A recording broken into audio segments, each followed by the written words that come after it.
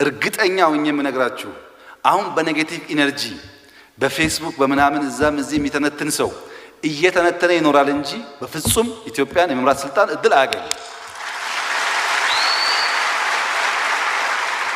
ይሄ በእኛ ጊዜ ብቻ አይደለም፣ ወደፊትም ለምን እንደሆነ ታውቃላችሁ? ዱዌል የሚያደርገው ኔጌቲቭ ኢነርጂ ላይ ነው።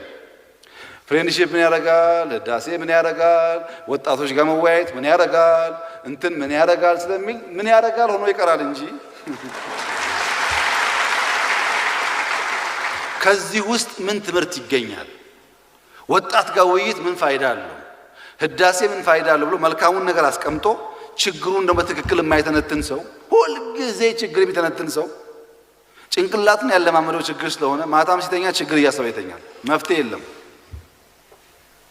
ይሄ ጅል ነው፣ አልነቃም። ስላልነቃ ሊያነቃን አይችልም።